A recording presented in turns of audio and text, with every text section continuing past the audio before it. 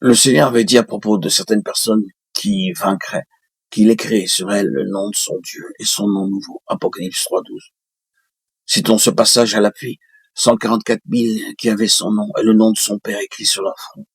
Voilà, ceux qui ont vaincu et qui se distinguent des autres, même au sein des églises. Apocalypse 14, 1, 5. Ensuite, ils sont dénombrés avec précision et forment une phalange tout à fait particulière, 144 000. Ce nom n'est sûrement pas à prendre au pied de la lettre. Pas plus d'ailleurs que le terme agneau. C'est un nombre porteur d'une définition. 12 multiplié par 12. C'est le gouvernement, le chiffre du gouvernement et la plénitude du gouvernement. Cela, voyez-vous, qu'il faut faire à nouveau une distinction. Nous rencontrerons plus tard une grande foule que personne ne peut compter, tandis que ceux-ci sont dénombrés. Ils constituent une phalange bien à part. Notez certains petits détails supplémentaires les concernant. Rachetés de la terre. Ce sont ceux qui ne sont pas souillés avec des femmes car ils sont vierges. Ne prenons pas ce passage au sens littéral, ce serait faire fausse route.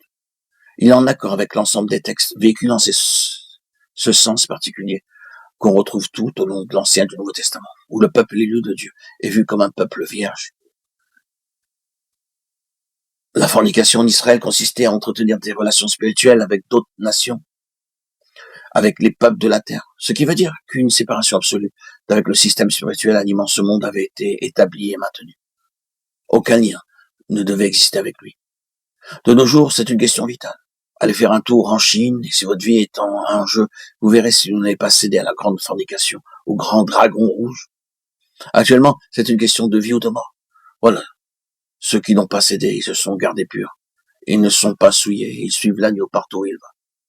Le verbe suivre, dans l'original, est au participe présent, ce qui signifie qu'il continue de suivre l'agneau. Parce qu'il a toujours été ainsi. Cela est devenu une habitude. Cette disposition a été générée, pas en eux, créée en eux. Ils sont conduits ainsi sur la terre, et ils continuent de le faire.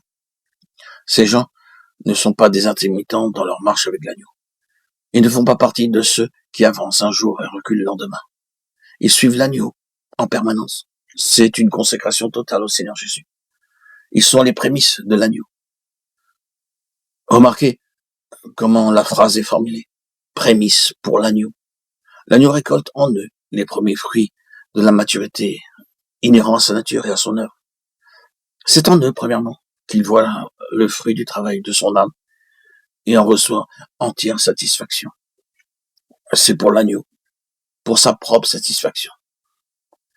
Cette expression pour l'agneau nous montre que leur conception du salut n'était pas gouvernée par un intérêt personnel ou qu'ils désiraient être sauvés pour être sauvés et jouir égoïstement du salut. Mais dans leur esprit, tout était pour le Seigneur, entièrement pour lui.